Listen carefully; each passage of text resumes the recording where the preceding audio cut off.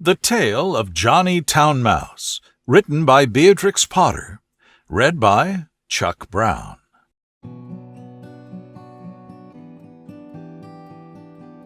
Johnny Townmouse was born in a cupboard. Timmy Willie was born in a garden. Timmy Willie was a little country mouse who went to town by mistake in a hamper. The gardener sent vegetables to town once a week by carrier. He packed them in a big hamper. The gardener left the hamper by the garden gate so that the carrier could pick it up when he passed. Timmy Willie crept in through a hole in the wickerwork, and after eating some peas, Timmy Willie fell fast asleep. He awoke in a fright while the hamper was being lifted into the carrier's cart. Then there was a jolting and a clattering of horses' feet. Other packages were thrown in. For miles and miles, jolt, jolt, jolt, and Timmy Willie trembled among the jumbled-up vegetables. At last, the cart stopped at a house, where the hamper was taken out, carried in, and set down. The cook gave the carrier 6pence. The back door banged, and the cart rumbled away. But there was no quiet. There seemed to be hundreds of carts passing. Dogs barked, boys whistled in the street, the cook laughed, the parlor maid ran up and down stairs, and a canary sang like a steam engine. Timmy Willie, who had lived all his life in a garden, was almost frightened to death. Presently the cook opened the hamper and began to unpack the vegetables. Out sprang the terrified Timmy Willie. Up jumped the cook on a chair, exclaiming, "A mouse! A mouse! Call the cat! Fetch me the poker, Sarah!" Timmy Willie did not wait for Sarah with the poker. He rushed along the skirting board till he came to a little hole, and in he popped. He dropped half a foot and crashed into the middle of a mouse dinner party, breaking 3 glasses. "Who in the world is this?" interrupted Johnny Townmouse. But after the first exclamation of surprise, he instantly recovered his manners. With the utmost politeness, he introduced Timmy Willie to 9 other mice, all with long tails and white neckties. Timmy Willie's own tail was insignificant. Johnny Townmouse and his friends noticed it, but they were too well bred to make personal remarks. Only one of them asked Timmy Willie if he had ever been in a trap. The dinner was of 8 courses, not much of anything, but truly elegant. All the dishes were unknown to Timmy Willie, who would have been a little afraid of tasting them. Only he was very hungry and very anxious to behave with company manners.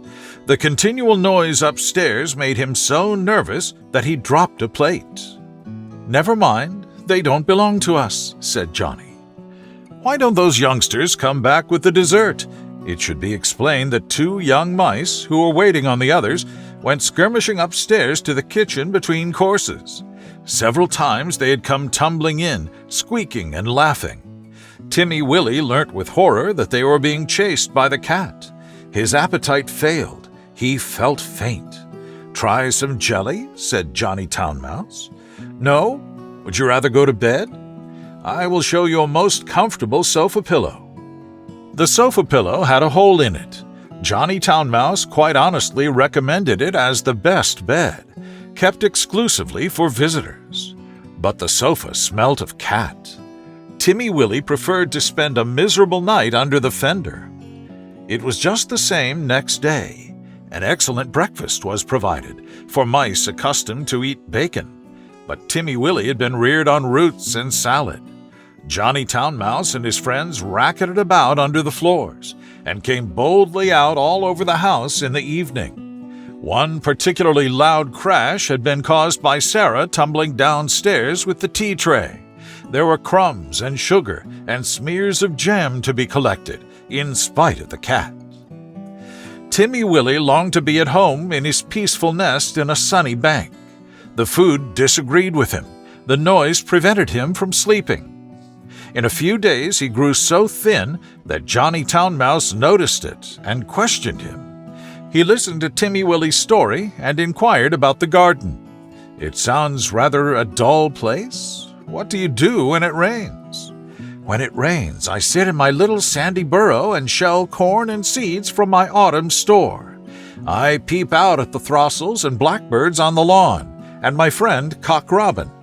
And when the sun comes out again, you should see my garden and the flowers, roses and pinks and pansies. No noise except the birds and bees and the lambs in the meadows." "There goes that cat again," exclaimed Johnny Town Mouse. When they had taken refuge in the coal cellar, he resumed the conversation. "I confess I am a little disappointed. We have endeavored to entertain you, Timothy William." "Oh, yes, you have been most kind, but I do feel so ill," said Timmy Willie. "It might be that your teeth and digestion are unaccustomed to our food. Perhaps it might be wiser for you to return in the hamper." "Oh!" cried Timmy Willie. "Why, of course, for the matter of that, we could have sent you back last week," said Johnny rather huffily. "Did you not know that the hamper goes back empty on Saturdays?" So Timmy Willie said goodbye to his new friends and hid in the hamper with a crumb of cake and a withered cabbage leaf. And after much jolting, he was set down safely in his own garden. Sometimes on Saturdays he went to look at the hamper lying by the gate, but he knew better than to get in again, and nobody got out, though Johnny Town Mouse had half promised to visit. The winter passed. The sun came out again. Timmy Willie sat by his burrow warming his little fur coat and sniffing the smell of violets and spring grass. He had nearly forgotten his visit to town. When up the sandy path, all spick and span with a brown leather bag, came Johnny Town Mouse. Timmy Willie received him with open arms. "You have come at the best of all the year. We will have herb pudding and sit in the sun." It is a little damp," said Johnny Town Mouse, who was carrying his tail under his arm, out of the mud. "What is that fearful noise?" He started violently. "That," said Timmy Willie, "that is only a cow. I will beg a little milk. They are quite harmless, unless they happen to lie down upon you. How are all our friends?" Johnny's account was rather middling. He explained why he was paying his visit so early in the season. The family had gone to the seaside for Easter. The cook was doing spring cleaning, on board wages, with particular instructions to clear out the mice.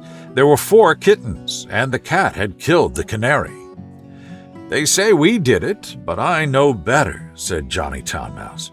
"Whatever is that fearful racket?" "That is only the lawnmower. I will fetch some of the grass clippings. I will fetch some of the grass clippings. I will fetch some of the grass clippings presently to make your bed. I am sure you had better settle in the country, Johnny." We shall see by Tuesday week. The hamper is stopped while they are at the seaside. I am sure you will never want to live in town again," said Timmy Willie. But he did. He went back in the very next hamper of vegetables. He said it was too quiet. One place suits one person. Another place suits another person. For my part, I prefer to live in the country, like Timmy Willie. The End. The Tale of Mrs. Tittlemouse, written by Beatrix Potter, read by Chuck Brown. Once upon a time, there was a wood mouse, and her name was Mrs. Tittlemouse. She lived in a bank under a hedge. Such a funny house. There were yards and yards of sandy passages leading to storerooms and nut cellars and seed cellars, all among the roots of the hedge. There was a kitchen, a parlor, a pantry, and a larder.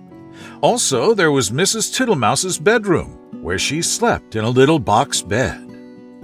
Mrs. Tittlemouse was a most terribly tidy, particular little mouse, always sweeping and dusting the soft, sandy floors.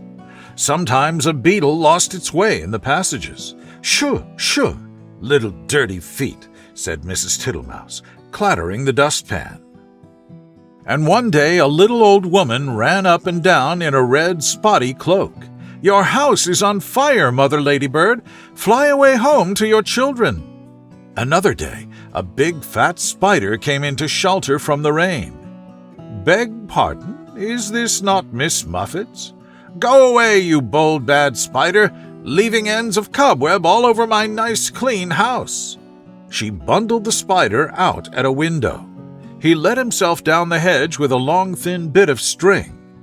Mrs. Tittlemouse went on her way to a distant storeroom to fetch cherry stones and thistledown seed for dinner. All along the passage she sniffed and looked at the floor. "I smell a smell of honey. Is it the cowslips outside in the hedge? I am sure I can see the marks of little dirty feet." Suddenly, round a corner, she met Bappity Bumble. "Ziz, biz, biz," said the bumblebee. Mrs. Tittlemouse looked at her severely. She wished that she had a broom. "Good day, Bappity Bumble. I should be glad to buy some beeswax. But what are you doing down here? Why do you always come in at a window and say ziz, biz, biz?" Mrs. Tittlemouse began to get cross. "Ziz, whiz, whiz," replied Bappity Bumble in a peevish squeak. She sidled down a passage and disappeared into a storeroom which had been used for acorns. Mrs. Tittlemouse had eaten the acorns before Christmas. The storeroom ought to have been empty, but it was full of untidy dry moss. Mrs. Tittlemouse began to pull out the moss. 3 or 4 other bees put their heads out and buzzed fiercely. "I am not in the habit of letting logics. This is an intrusion," said Mrs. Tittlemouse. "I will have them turned out. Buzz, buzz, buzz. I wonder who would help me. Biz, whiz, whiz. I will not have Mr. Jackson. He never wipes his feet." Mrs. Tittlemouse decided to leave the bees till after dinner. When she got back to the parlor, she heard someone coughing in a fat voice, and there sat Mr. Jackson himself. He was sitting all over a small rocking chair, twiddling his thumbs and smiling, with his feet on the fender. He lived in a drain below the hedge, in a very dirty, wet ditch. "How do you do, Mr. Jackson? Dearie me, you've got very wet." "Thank you, thank you, thank you, Mrs. Tittlemouse. I'll sit a while and dry myself," said Mr. Jackson. He sat and smiled, and the water dripped off his coat tails. Mrs. Tittlemouse went round with a mop. He sat such a while that he had to be asked if he would take some dinner. First she offered him cherry stones. Thank you, Mrs. Tittlemouse. No teeth, no teeth, no teeth," said Mr. Jackson. He opened his mouth most unnecessarily wide. He certainly had not a tooth in his head. Then she offered him thistledown seed. "Tiddly widdly widdly, poof, poof, puff," said Mr. Jackson. He blew the thistledown all over the room. Thank you, Mrs. Tittlemouse. Now what I really should like would be a little dish of honey." "I'm afraid I've not got any, Mr. Jackson," said Mrs. Tittlemouse. "Tiddly widdly widdly, Mrs. Tittlemouse," said the smiling Mr. Jackson. "I can smell it. That is why I came to call." Mr. Jackson rose ponderously from the table and began to look into the cupboards. Mrs. Tittlemouse followed him with a dishcloth to wipe his large wet footmarks off the parlor floor. When he had convinced himself that there was no honey in the cupboards, he began to walk down the passage. Indeed, you will stick fast, Mr. Jackson. Tiddly widdly widdly, Mrs. Tittlemouse. First he squeezed into the pantry. Tiddly widdly widdly. No honey, Mrs. Tittlemouse. There were 3 creepy crawly people hiding in the plate rack. 2 of them got away, but the littlest one he caught. Then he squeezed into the larder. Miss Butterfly was tasting the sugar, but she flew away out of the window. Tiddly widdly widdly, Mrs. Tittlemouse, you seem to have plenty of visitors, and without any invitation, said Mrs. Thomasina Tittlemouse. They went along the sandy passage. Tiddly widdly, buzz, whiz, whiz. He met Bappity round a corner and snapped her up and put her down again. I do not like bumblebees. They are all over bristles, said Mr. Jackson, wiping his mouth with his coat sleeve. Get out, you nasty old toad, shrieked Babbity Bumble. I shall go distracted, scolded Mrs. Tittlemouse. She shut herself up in the nut cellar while Mr. Jackson pulled out the bee's nest. He seemed to have no objection to stings. When Mrs. Tittlemouse ventured to come out, everybody had gone away. But the untidiness was something dreadful. Never did I see such a mess, smears of honey and moss and thistledown, and marks of big and little dirty feet, all over my nice clean house. She gathered up the moss and the remains of the beeswax. Then she went out and fetched some twigs to partly close up the front door. I will make it too small for Mr. Jackson. She fetched soft soap and flannel and a new scrubbing brush from the storeroom, but she was too tired to do any more. First, she fell asleep in her chair, and then she went to bed. "Will it ever be tidy again?" said poor Mrs. Tittlemouse. Next morning she got up very early and began a spring cleaning, which lasted a fortnight. She swept and scrubbed and dusted, and she rubbed up the furniture with beeswax and polished her little tin spoons. When all was beautifully neat and clean, she gave a party to 5 other little mice, without Mr. Jackson. He smelt the party and came up the bank, but he could not squeeze in at the door. So they handed him out acorn cupfuls of honeydew through the window, and he was not at all offended. He sat outside in the sun and said, "Tiddly widdly widdly, your very good health, Mrs. Tittlemouse." The End. The Tale of Tom Kitten, written by Beatrix Potter, read by Chuck Brown. Once upon a time, there were 3 little kittens, and their names were Mittens, Tom Kitten, and Moppet. They had dear little fur coats of their own, and they tumbled about the doorstep and played in the dust. But one day, their mother, Mrs. Tabitha Twitchit, expected friends to tea, so she fetched the kittens indoors to wash and dress them before the fine company arrived. First, she scrubbed their faces. Then she brushed their fur. Then she combed their tails and whiskers. Tom was very naughty, and he scratched. Mrs. Tabitha dressed Moppet and Mittens in clean pinafores and tuckers, and then she took all sorts of elegant, uncomfortable clothes out of a chest of drawers in order to dress up her son Thomas.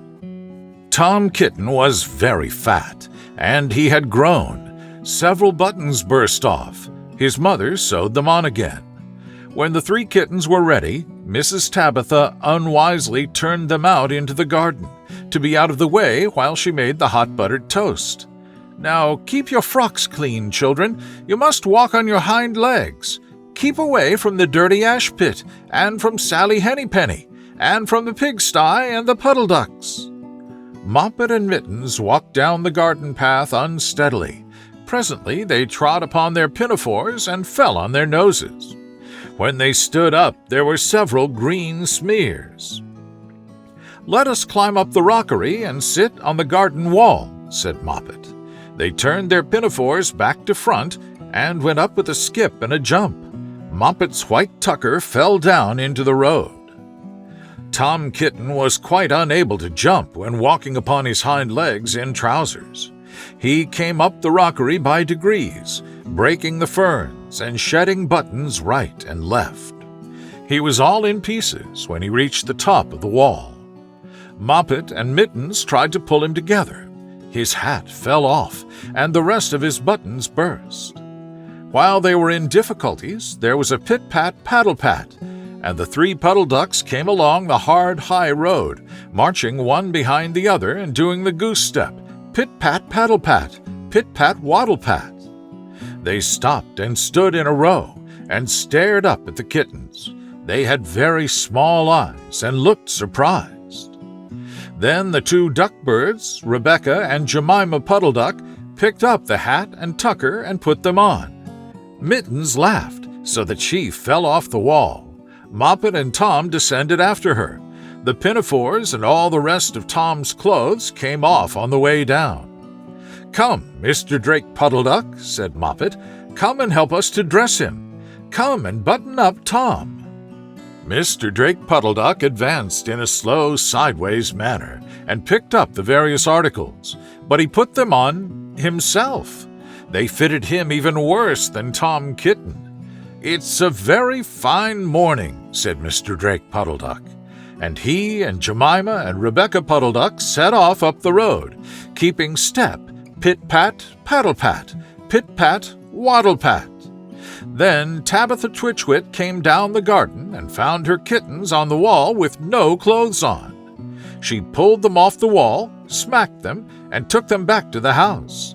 "My friends will arrive in a minute, and you are not fit to be seen. I am affronted," said Mrs. Tabitha Twitchit. She sent them upstairs, and I am sorry to say she told her friends that they were in bed with the measles, which was not true. Quite the contrary, they were not in bed, not in the least. Somehow there were very extraordinary noises overhead, which disturbed the dignity and repose of the tea party. And I think that someday I shall have to make another, larger book to tell you more about Tom Kitten. As for the Puddle Ducks, they went into a pond. The clothes all came off directly, because there were no buttons. And Mr. Drake Puddle Duck and Jemima and Rebecca have been looking for them ever since. The End.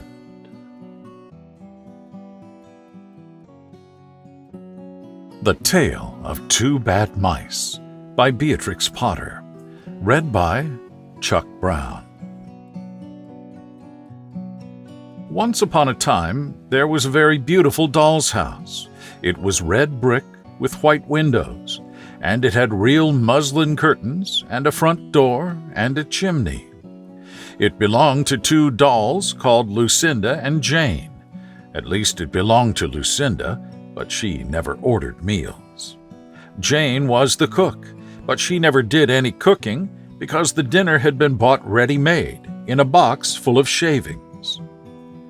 There were 2 red lobsters and a ham, a fish, a pudding, and some pears and oranges. They would not come off the plates, but they were extremely beautiful. One morning, Lucinda and Jane had gone out for a drive in the doll's perambulator. There was no one in the nursery, and it was very quiet. Presently, there was a little scuffling, scratching noise in a corner near the fireplace, where there was a hole under the skirting board. Tom Thumb put out his head for a moment and then popped it in again. Tom Thumb was a mouse. A minute afterwards, Hunca-Munca, his wife, put her head out too, and when she saw that there was no one in the nursery, she ventured out on the oilcloth under the coal box. The doll's house stood at the other end of the fireplace. Tom Thumb and Hunca-Munca went cautiously across the hearthrug. They pushed the front door. It was not fast. Tom Thumb and Hunca-Munca went upstairs and peeped into the dining room. Then they squeaked with joy. Such a lovely dinner was laid out upon the table. There were tin spoons and lead knives and forks and 2 dolly chairs, all so convenient. Tom Thumb set to work at once to carve the ham. It was a beautiful shiny yellow streaked with red. The knife crumpled up and hurt him. He put his finger in his mouth. "It is not boiled enough. It is hard. You have a try, Hunca-Munca." Hunca-Munca stood up in her chair and chopped at the ham with another lead knife. "It's as hard as the hams at the cheesemonger's," said Hunca-Munca. The ham broke off the plate with a jerk and rolled under the table. "Let it alone," said Tom Thumb. "Give me some fish, Hunca-Munca." Hunca-Munca tried every tin spoon in turn. The fish was glued to the dish. Then Tom Thumb lost his temper. He put the ham in the middle of the floor and hit it with the tongs and with the shovel. Bang, bang, smash, smash. The ham flew all into pieces, for underneath the shiny paint it was made of nothing but plaster. Then there was no end to the rage and disappointment of Tom Thumb and Hunca-Munca. They broke up the pudding, the lobsters, the pears, and the oranges. As the fish would not come off the plate, they put it into the red-hot, crinkly paper fire in the kitchen, but it would not burn either. Tom Thumb went up in the kitchen chimney and looked out at the top. There was no soot. While Tom Thumb was up the chimney, Hunca Munca had another disappointment. She found some tiny canisters upon the dresser, labeled rice, coffee, sago, but when she turned them upside down, there was nothing inside except red and blue beads. Then those mice set to work to do all the mischief they could, especially Tom Thumb. He took Jane's clothes out of the chest of drawers in her bedroom, and he threw them out of the top floor window. But Hunca Munca had a frugal mind. After pulling half the feathers out of Lucinda's bolster, she remembered that she herself was in want of a feather bed. With Tom Thumb's assistance, she carried the bolster downstairs and across the hearthrug.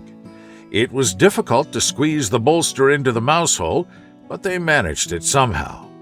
Then Hunca Munca went back and fetched a chair, a bookcase, a bird cage, and several small odds and ends. The bookcase and the bird cage refused to go into the mouse hole. Hunca Munca left them behind the coal box and went to fetch a cradle.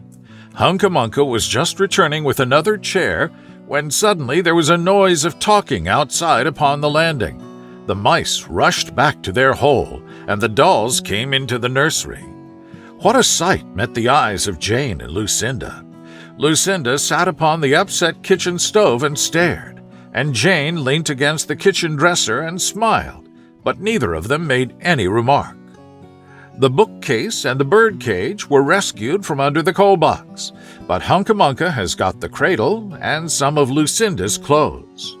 She also has some useful pots and pans and several other things. The little girl that the doll's house belonged to said, "I will get a doll dressed like a policeman." But the nurse said, "I will set a trap." So that is the story of the two bad mice. But they were not so very naughty after all, because Tom Thumb paid for everything he broke. He found a crooked sixpence under the hearthrug, and upon Christmas Eve, he and Hunca Munca stuffed it into one of the stockings of Lucinda and Jane. And very early every morning, before anybody is awake, Hunca Munca comes with her dustpan and her broom to sweep the dolly's house. The end.